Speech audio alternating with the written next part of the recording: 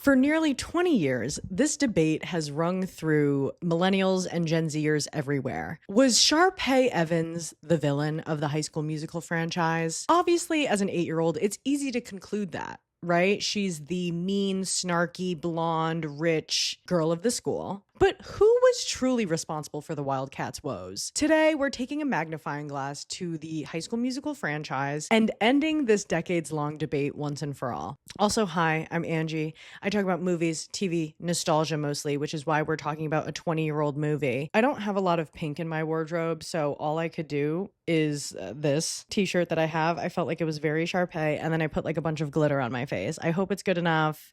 I tried to stay on theme. I tried my best. I recently rewatched all 3 High School Musicals and Sharpay's Fabulous Adventure in preparation for this video. So relax, get an iced tea imported from England, a towel imported from Turkey, and let's get into how Sharpay Evans was not the villain, and stay until the end to find out who the real villain of High School Musical as a whole truly is. Let's start at the beginning. When we first meet Sharpay Evans, she's strutting down the East High hallways on her way to sign her name on the auditions list for the Winter Musicale. She signs her name huge.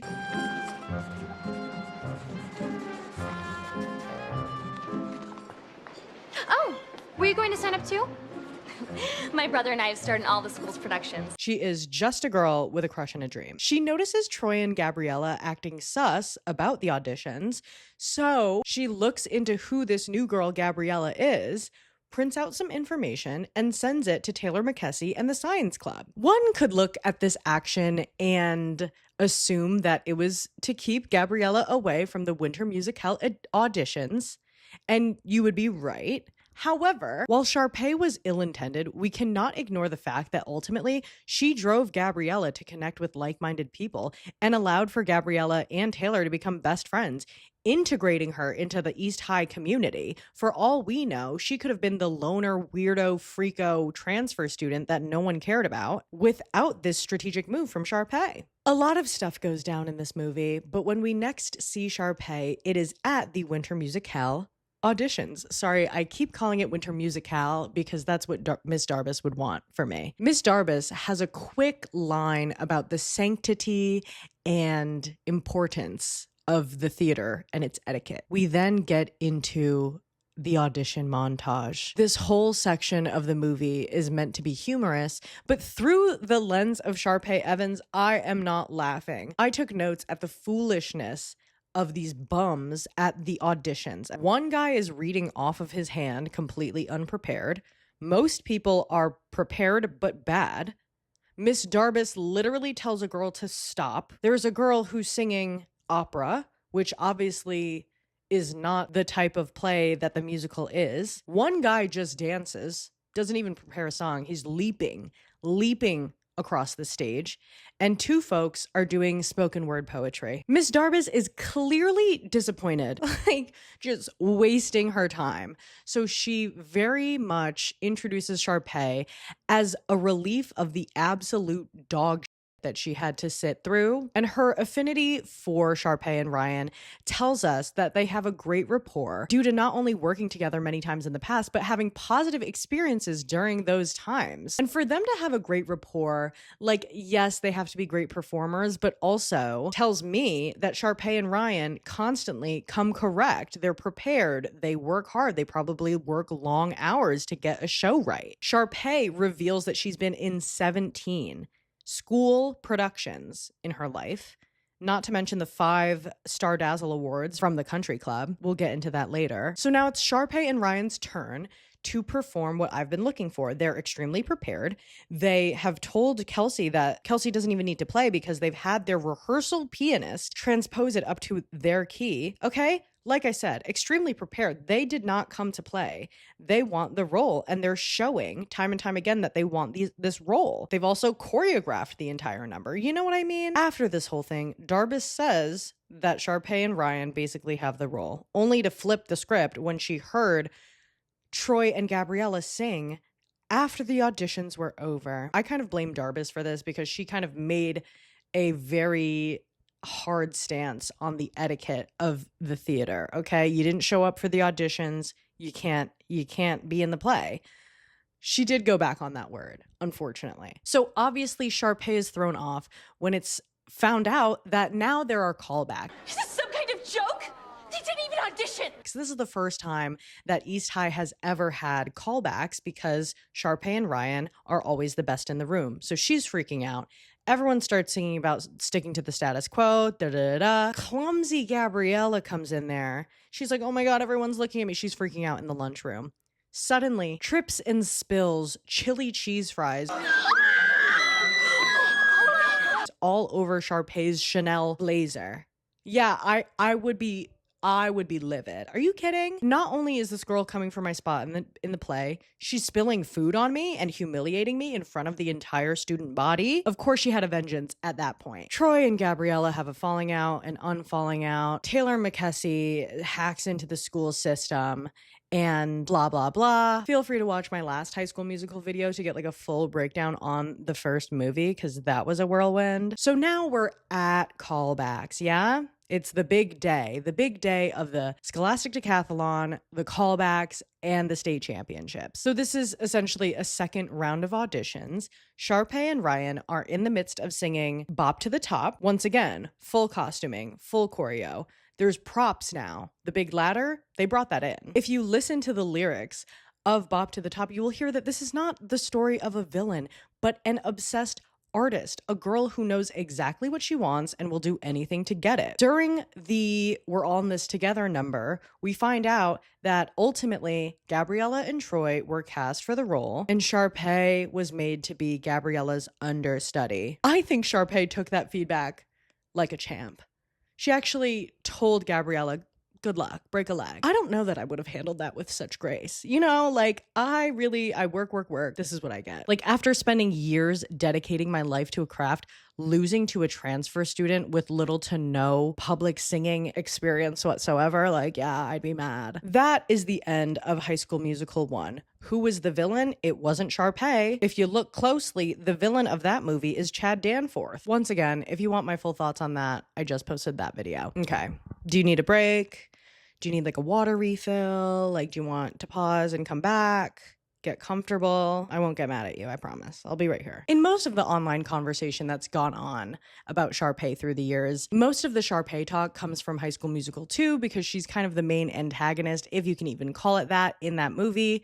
It takes place on her father's property at Lava Springs Country Club. So a lot of people are really observing that movie more in an argument for Sharpay. And I'm telling you, we are taking detailed steps. We're breaking it down entirely. I'd like to take a second here to point out that in the first movie, Troy's father, Coach Bolton, tries to refocus Troy by telling him that college scouts are going to be at the state championship game, right? We are emphasizing the importance of this game, what it means for Troy's future, what it could mean for the family, okay? So that little nugget is dropped in the first movie, which leads me into the next one. Okay, getting into High School Musical 2. After the opening musical number, What Time Is It?, the Wildcat crew is roaming the hallways and each of them are discussing how they need a job. Chad wants to save up for a car. Troy wants to take his girlfriend out on dates. Everyone has their own reasons for needing to save money. Everyone is desperate. So what does Sharpay do? She graciously essentially offers Troy a job through Mr. Fulton, who's like the facilitator in this situation on behalf of Lava Springs Country Club, calls bro on the phone and says, hey, we have a job offer for you. First clock, Troy immediately goes, that sounds great. I have a girl who would be great for your country club. He's already trying to put Gabriella on. Hang it up for a second. You're getting a job offer from a country club. Have some decorum. You can't just immediately put your girlfriend on. That is so tacky. Then we're at Lava Springs Country Club. Sharpay does a wonderful number about her Jimmy Choo flip-flops and her pink Prada tote, okay? She is trying to have a fabulous summer. In walks in Troy Bolton with the entire East High student body, essentially. I'm like, bro, everyone? I understand Troy. I understand Gabriella, okay? She was doing CPR lessons. She got hired to be the lifeguard because the lifeguard actually got promoted. Okay, that works. Zeke, Maybe I could understand because he has a baking background. He could be a great little sous chef, a student sous chef of some sort in the kitchen. Great. Why is Martha and Jason there? Jason's got to be the most incompetent person in this entire franchise. Bro got a job somehow. We have cheerleaders. We have other basketball team members. Why is everyone there? Everyone then gets settled in and starts complaining. They're like, bro, I cannot work here. It's too much. Which leads us to work this out, the number. In that song, everyone is saying how they want to quit the job. And maybe they should have. Maybe they should have, except Troy assured all of these people that it would be the best summer of their lives. Like, they're going to make the most out of the summer. It's going to be great. We're all in this together. We're going to work this out. No, you should have let them quit because the rest of this movie is a freaking headache. Let's talk about the infractions at work. Okay, this is work. Like, we're not at school. We're at work. It is said that if you have 3 infractions at Lava Springs Country Club, you will get fired. So there's X amount of rules. Follow the rules, you'll be fine. Gabriella and Troy get into 2 infractions. The first one being Troy sets up some type of picnic date on the golf course during their lunch break. What's that, 30 minutes, an hour maybe? They set up a blanket and a picnic basket on the golf course. There's members of this country club who are trying to golf. I don't understand. And maybe Sharpay turned the sprinklers on because, like, get off of my golf course. That's insane. You're just lounging around. But ultimately, Fulton found them on the golf course doing something they should not have been doing. It is also Troy Bolton's idea to go swimming after hours in the pool with Gabriella for like a little romantic moment. I get it. You're a teen. You want to have like a nice, hot, steamy moment with your girlfriend. Gabriella says, Troy, we are employees. We're not members. We're not supposed to be in the pool. He basically tricks her into getting in the pool by like pretending to drown. And as the club lifeguard, she's like required to get in there.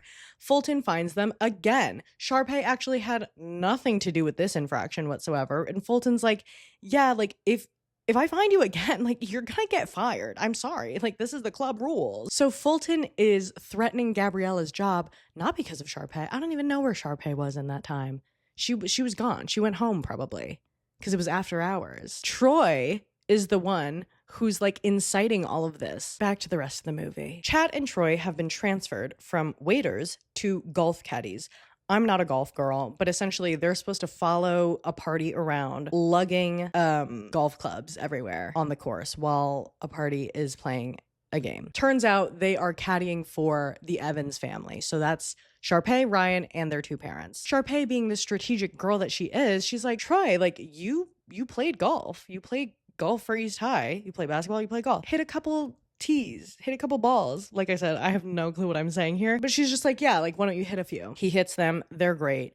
Her parents are impressed by him. So he impresses her father, which ultimately lands him a dinner with some alumni from the University of Albuquerque, like, board of directors. And I realize that this movie is about high schoolers, but I do think it is a lesson in how the world works. There's no shame in building your network, meeting new people, trying to get ahead in life. Like, when you're in these spaces, you're supposed to be respectful and kind, even if you don't necessarily care about the opportunity.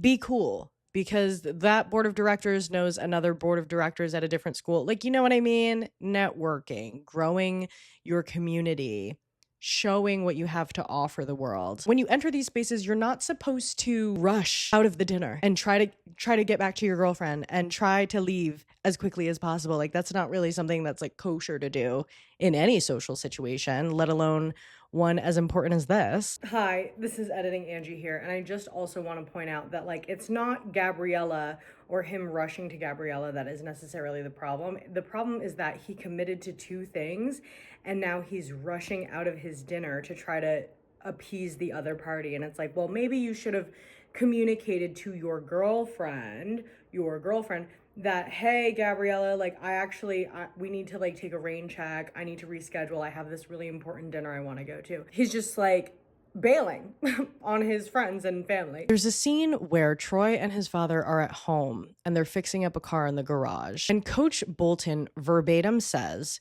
You're not going to be a wildcat forever. When Troy asks for clarification for what his father means by that, he says, there are going to be a lot of people out there searching for the same opportunities. Never be ashamed of getting attention as long as you've earned it. So he's essentially telling Troy to lean into whatever opportunities are being unraveled in front of him. Also, once again, calling back to Coach Bolton's comment in the first movie, like, this is just extremely important. I don't know their familial financial issues, but it doesn't seem like they're rolling in it. And it seems like they are really counting on Troy to get some type of scholarship if he wants to go to college. When Troy goes back to work the next day, Mr. Fulton informs him that he's been promoted to a children's golf teacher. It is a salaried job with full member benefits and probably other benefits that come with a full-time salaried job. Mr. Fulton's advice to Troy is for him to take the ride. Troy doesn't believe that he deserves this type of promotion, and I'm gonna stop him right there. Calling back to his father's words of wisdom, I'm of the belief that you should never be the one to block your own blessings, just because you don't feel like you deserve it. The Evans family saw that he was a great golfer, the team captain at school, someone who would probably be a great leader, and Mr. Fulton said that the Evans family said that Troy had untapped potential. Who are you to deny a salaried job, a 401k probably, when your family is kind of counting on you to like secure your own future? Anyway, as we know, he reluctantly accepts this job, which then furthers his relationship with his friends, his teammates, and ultimately Gabriella. Subscribe if you would have taken the job immediately if you were in his position, because that was crazy. He then tries to finally communicate with Gabriella, which I think was way, way too late in this entire journey. He tries to express that he's been struggling with all of the decisions that have been thrown at him. He's struggling trying to balance his relationships with like the relationships he's trying to build now. Gabriella kind of like scoffs at him and makes fun of his Italian golf shoes. I don't know. I don't even I don't know what to say about that. That was tough. I do think he waited way too long to try to communicate with her because this was all happening really fast, sure, but like he could have called her up. He could have pulled up to her home. He could have done something to try to like mend the situation earlier and like communicate as you do in a relationship. I digress. Lots of stuff happens, but ultimately this is about Sharpay Evans being villainized for decades. And here's what really hits the nail in the coffin for me personally. The ending of this movie was way more cruel than I initially remembered. Okay? Troy promises to sing with Sharpay. Sing. Not marry, not date, not commit to like a new school musical with her. Like she asked, hey, like you'll sing with me at some point, right? It was actually pretty vague. He said, yeah, sure. I promise. He said, I promise I'll sing with you. When it's announced that student workers are not able to perform in this talent show or compete in this talent show, Troy backs out. And Sharpay's like, I thought you were going to sing with me. And he was like, no, I'm not going to sing unless everyone else gets to sing. She goes, okay, fine. She then switches the rules up and has it so that all student workers can sing. He can sing with her. Okay, great. Mind you, the girl has been sobbing in her dressing room, like full mascara running down the face, snot in her nose, sobbing in her dressing room. And he's like, I'm only going to do it if the students can do it. She's like, okay, like, I guess, like, you promised you were going to sing with me regardless, but I guess, yeah, I'll have it be so that everyone can perform. Cool. Ryan, her twin brother, pulls Troy aside, switches up what like the song that's going to be performed, has Troy learn an entirely new song for him to perform with Sharpay on stage, and they all get on stage, Troy gets on stage, and ultimately Sharpay is left out of the entire number. It turns into another duet between Troy and Gabriella, and now all of the Wildcats are involved. Everyone's singing and skipping around on stage. Troy pity invites Sharpay onto the stage to like have a fun time with them. They're all singing a song that Sharpay doesn't even know. Like she's just kind of like there trying to have a good time. Completely embarrassing. You're going to embarrass me in front of my father's peers at his country club? Mr. Fulton introduced the number as Troy Bolton and Sharpay Evans duet. And here comes Gabriella, who doesn't even work there anymore, mind you. Then as Fulton presents the Star Dazzle Award, he's clearly about to give it to Sharpay Evans. She takes the mic and graciously goes, "This Star Dazzle Award is going to my brother Ryan Evans. Selfless. A queen." Recognizing his hard work. And that is the end of High School Musical 2. As we know, High School Musical 3, Sharpay's entire arc is just like having ops and trying to like shoo them off of her. I get it. So finally, here are my closing thoughts. Sharpay was never the villain in any of these movies. The villain this entire time has been Troy Bolton and his inability to understand his own identity and his desires and making it everyone else's problem. Troy was at the center of his own issues with his family, with his friends, and with his girlfriend. He makes promises to all of these parties that he cannot keep or balance, making him the unreliable one. Like, yeah, obviously everyone's mad at you because you are at the center of your own problems. Sharpay is living in her own world. She's really just trying to get famous. Like, that's all she's trying to do. And maybe some people get rolled over while she's doing it, but ultimately, like, none of these things, it's all in the details. She has done nothing wrong. Who has humiliated who in either of these stories? Sharpay was a dreamer, a go-getter, and at times a little Machiavellian, but she never truly harmed anyone in any impactful way, the way Troy does in all of his relationships. If anything, she may have done Ryan a little bit dirty in that second movie, sure, I'll give you that. But in the story of the romance of Troy and Gabriella, Sharpay was doing her own thing. As I've said, she was a girl with a crush and a dream, and I can't blame anyone for that. I've intentionally left her spinoff out of this entire video because I don't think it really impacts the conversation of whether Sharpay was a villain or a victim, but I can make that video if you want. So let me know in the comments if you want this or any other type of video. If you like the video, and I'll see you next time. Click around. There's fun stuff on this channel. It's a good time. I love you so much. Bye.